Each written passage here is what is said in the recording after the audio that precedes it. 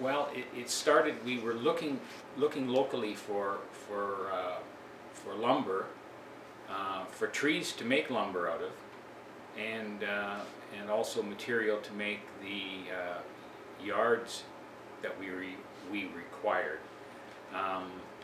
So we had put the word out.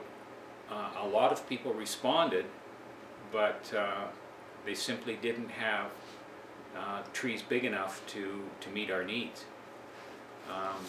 So really it was, the process started well over a year ago.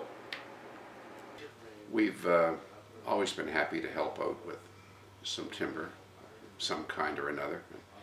I think it was Andy, my son Andy, who mentioned that you needed some logs or needed some material. It seems to me that my father and I have in the past donated lumber and logs to projects. I don't know about the church up at Loch Broom. I think maybe we were helpful in that regard too.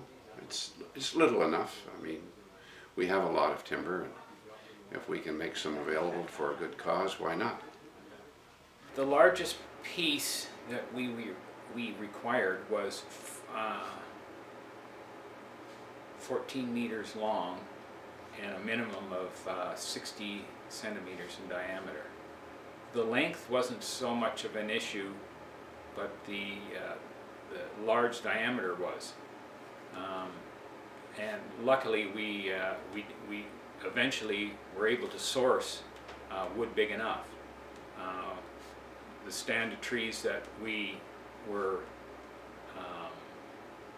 pulling the wood from, the standing trees were 30 to 35 meters tall, and certainly big enough in diameter to meet our needs. To get the trees basically out of the forest to the key site, it was actually a very interesting project. We had an actual cutter, and we had a logger that took the trees out of the forest with a horse.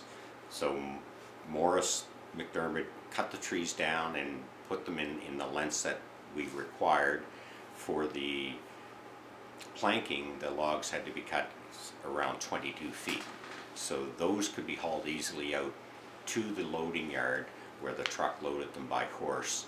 For the 5 larger logs, example of 46 foot, they could not be hauled out by the horse, so we had to hire actually a tow truck to winch the logs out of the woods and take them actually down to roadside, where we had a logging truck load them on a flatbed truck to take them to the site.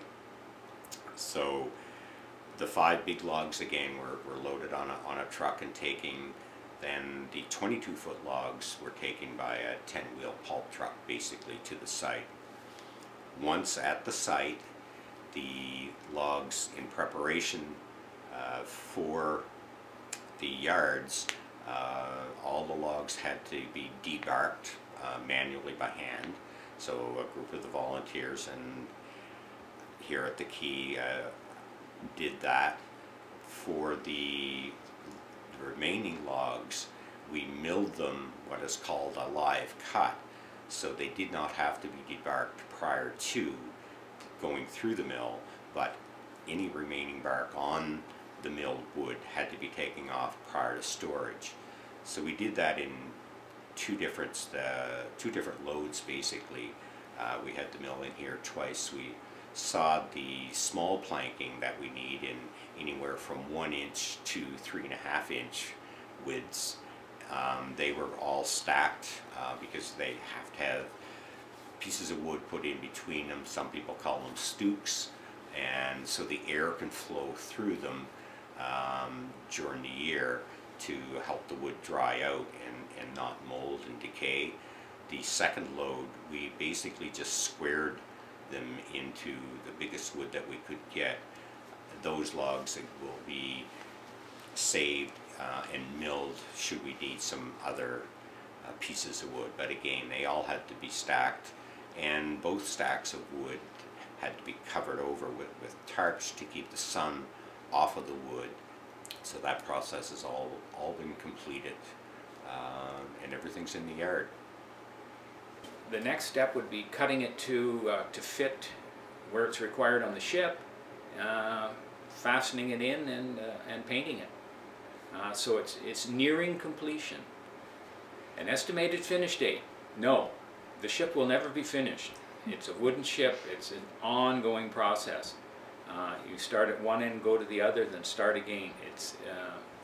Wood deteriorates, and you have to keep on top of it all the time. So this won't be the last bit of lumber we use. It's going to be, like I say, an ongoing process.